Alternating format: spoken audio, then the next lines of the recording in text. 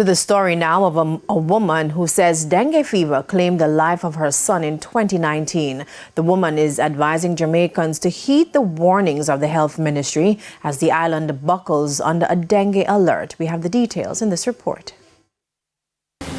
I keep burying him again and again. Michael Miller was just 5 years old. He wanted to be a pilot.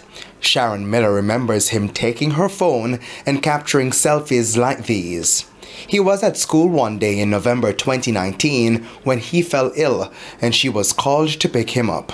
The dengue hemorrhagic fever was never a thought. She thought her son had a regular fever, and as such, she got him medication and gave him regular cold water baths. Never ignore a fever. This is really serious. It took my son, and I wouldn't want anybody else to lose a child for something that is this serious. I think we take it too lightly, and we need to put more emphasis on the fact that these children are dying, and we need to do more to help them stay alive. 4 years later, the pain is brutally fresh. I think I didn't mourn my son immediately after he passed, but slowly it's beginning to sink in after 4 years. There's no time span.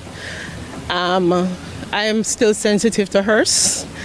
I had to take a child to the Bustamante Hospital and it was tearful, and that was last week. Jamaica last had a dengue outbreak in 2019. 44 deaths were reported. Ms. Miller never imagined the disease would knock on her door. Dengue was not a thought to me. It's a case where you see it on TV, but you thought, well, it's just somebody else's child. It couldn't happen to me. My son is healthy. He seems fine. She took the boy to Spanish Town Hospital repeatedly. After various tests, dengue fever was never the diagnosis. Uneasy, she then took him to a private doctor. She said the doctor was worried and sent her back to Spanish Town Hospital.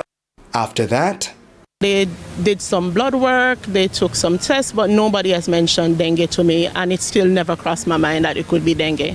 Ms. Miller said the hospital prescribed antibiotics, but when she took him home, the fever persisted. Still concerned, she tried both cold and hot water baths. However, nothing changed. Ms. Miller then took him to the Bustamante Hospital for Children. I took him there on the Sunday, and before Monday morning, he was non-responsive. He wasn't responding. He wasn't talking. There was a little bit of mumbling. So that's when they advised me that it could be dengue.